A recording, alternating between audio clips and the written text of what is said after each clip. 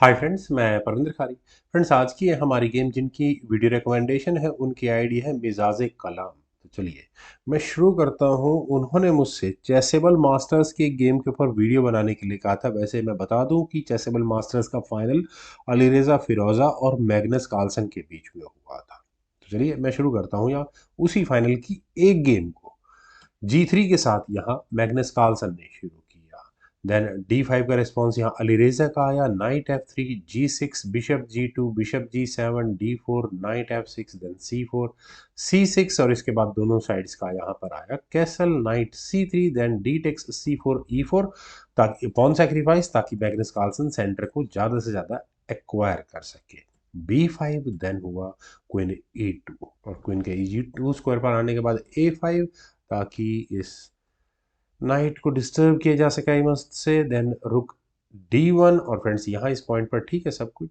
Bishop B7 मेरे ख्याल से ब्लैक के लिए अच्छी ऑप्शन थी, अलीरेजा यहाँ चल सकते थे, लेकिन knight eight B goes to D7 के ऑप्शन को अलीरेजा ने चुना और इसके बाद हुआ D5।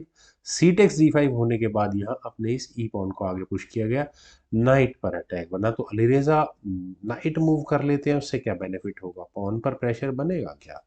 अगर यहाँ से ये गेम आगे बढ़ेगी तो ठीक है, यहाँ पॉन मिल गया एक। देन चलते हैं गेम पर। यहाँ खेला गया B4 नाइट फॉर नाइट और मेरे ख्याल से यहाँ पर कार्लसन ने काफ़ी खतरनाक मूव खेला है। ई टेक्स D6 ऑब्वियस है कि यहाँ पर अगर नाइट के लिए वाइट गया तो आगे क्या होने वाला है, चेक के साथ वो दिक्कत वाला काम होएगा। तो नाइट टेक्स F6 यहाँ पहले ब्लैक को करना पड़ा और इतनी देर में यहाँ पर मैग्नस कार्लसन ने अपने नाइट को ले लिया है B5 स्क्वायर पर। बिशप B7 नाइट पर अटैक तो हुआ A4 और अगर यहाँ पर n% खेला जाएगा तो नाइट वापस A3 स्क्वायर पर अपॉन एक्शंस को कंप्लीट कर लेगा। एक पीस पूरा फालतू है यहाँ पर वाइट के पास। बिशप टेक्स B5, ए टेक्स B5, चलिए पहुंच जाएगा, कोई इशू नहीं है। E6 देन हुआ नाइट D4 और यहाँ से नाइट कहाँ जाता हुआ नजर आ रहा है ये क्लियर है। A4 हुआ, नाइट C6, क्वीन को जाना ही B6 स्क्वायर पर है। पॉन बचाया जा सकता है, नहीं बचाया जा सकता। तो knight takes B4, pawn for pawn. A takes B5 then हुआ बिशप B2, नाइट पर हो गया है डिफेंस, नाइट D7। और कार्लसन की इस गेम की अगर मैं बात करूं तो पॉन्स की बहुत बड़ी चेन यहाँ ब्लैक के पास जरूर है। एक पीस का एडवांटेज पूरा पूरा कार्लसन के पास है। Bishop C3, bishop action asking है और अगर हो जाते हैं तो पासर मिलेगा ए फाइल में यहाँ पर ब्लैक को। खैर नाइट C5 और यहाँ से नाइट के लिए क्या ज़बरदस्त आउटपोस्ट है। अब वैसे जरा इस एंगल पर रखना ठीक नहीं होगा। H4 देन नाइट B3, रुख पर अटैक बना और फ्रेंड्स इस नाइट का सम्मान तो करना पड़ेगा। यहाँ पर मेरे ख्याल से मैग्नस कार्लसन रुक A3 स्क्वायर पर जा सकता था, लेकिन कार्लसन ने अपने इस रुक को न बचाकर पहले किया बिशप टेक्स G7 और फ्रेंड्स क्या हो कि अगर डायरेक्टली अलीरेजा फिरोजा नाइट टेक्स A1 को कर लेंगे तो क्या कर सकते हैं। देखिए यहाँ पर मुझे दो मूव नज़र आ रहे हैं। सबसे पहला है क्वीन को लेकर जाना यहाँ इस E5 स्क्वायर पर, जो चेकमेटिंग थ्रेट बनने सकती है उसको आपको नज़र आ गया होगा।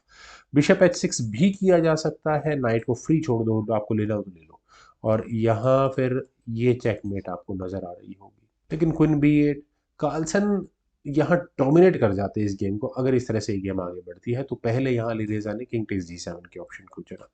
क्वीन से आई चेक, F6 पॉन बढ़ा आगे तो एक पॉन का नुकसान यहाँ पर अलीरेजा को हुआ और दूसरे पॉन पर ऑब्वियस है खतरा है।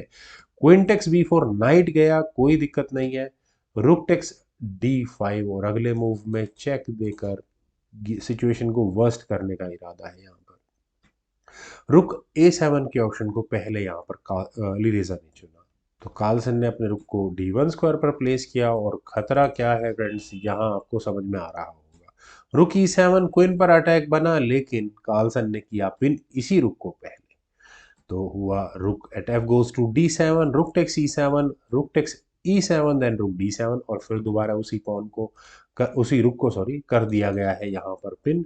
Rook takes D7, queen takes D7 check के साथ किंग गया H6 स्क्वायर पर। और अब जरा थोड़ी सी कर लेते हैं आफ्टर मैच। दो पॉन सामने, एक पॉन, तीन पॉन, यानी कि एक पॉन की लीड फिलहाल यहाँ अलीरेजा के पास है। पोजिशनल एडवांटेज की अगर मैं बात करूं तो कार्लसन के सामने कोई मायने नहीं रखता वो पॉन।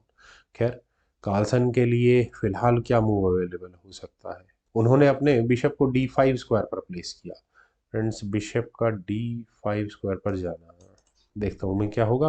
क्वीन से आई चेक, किंग चला गया G2 स्क्वायर पर, देन नाइट D2, और यहाँ अलीरेजा ने लगाया एक ज़बरदस्त अटैक। और आपको ये अटैक समझ में आ गया होगा कि किस तरह से गेम खराब होने वाली है यहाँ पर कार्लसन की। लेकिन क्वीन A7, पॉन का बहुत दूर से डिफेंस किया। आप ज़्यादा से ज़्यादा एक चेक दे सकते हैं, किंग H2 स्क्वायर पर जाकर आराम से बैठ जाएगा। खैर, किंग E5, बिशप पर अटैक है। इससे बचने के लिए क्वीन को C5 स्क्वायर पर लाना ही होगा।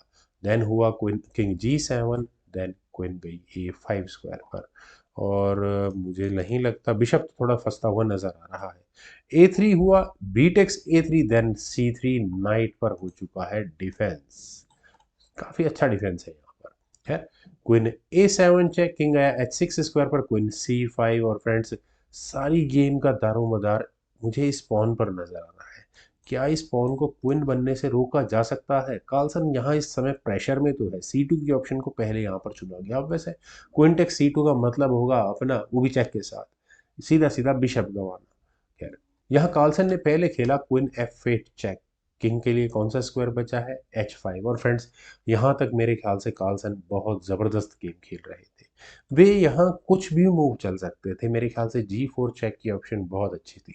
वे यहाँ से इस गेम में पूरी तरह से फाइट में रहते।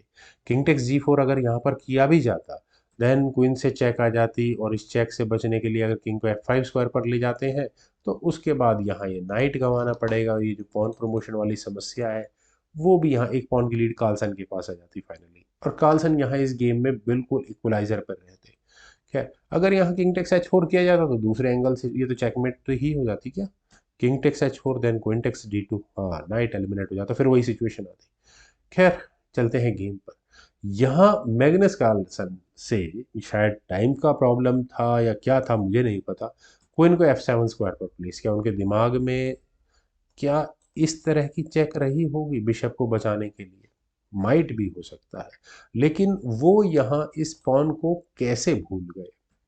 खैर, पहले खेला गया H6 ताकि कोई चेक आ ही ना, और उसके बाद कार्लसन ने फाइनल मूव हालांकि चला क्वीन को D7 स्क्वायर पर ले जाने का, ताकि वो यहाँ अपने इस बिशप का डिफेंस रख सके। लेकिन नो यूज, क्योंकि अगले मूव में यहाँ अलीरेजा फिरोजा अपनी क्वीन प्रमोट कर ही लेंगे, जिसे अब कार्लसन रोक नहीं पाएंगे। तो इसी कारण से मैग्नस कार्लसन ने फ्रेंड्स रिजाइन कर दिया। फ्रेंड्स, वैसे तो इन दोनों खिलाड़ियों के बीच में खेली गई पहली गेम, और जिन्होंने मुझे गेम रेकमेंड किया उन्होंने कहा था कि उस गेम के ऊपर वीडियो बनाई जाए जो अलीरेजा फिरोजा मैग्नस कार्लसन से जीते थे। लेकिन मेरे ख्याल से सेकंड राउंड की गेम शायद अलीरेजा जीते थे, मुझे अच्छे तरह से याद नहीं है, लेकिन बाकी सभी गेम मैग्नस कार्लसन निकालते हुए चले गए थे, और इस टूर्नामेंट को वो फाइनली जीत चुके हैं। तो फ्रेंड्स, मुझे उम्मीद है आप सभी लोगों को ये वीडियो ज़रूर पसंद आई होगी। तो आप लोग इस वीडियो को लाइक, शेयर, और मेरे यूट्यूब चैनल चेस गुरु को प्लीज़ सब्सक्राइब ज़रूर करें। आपके कमेंट्स का मुझे बेहद इंतजार रहेगा। Thank you for watching and bye for now.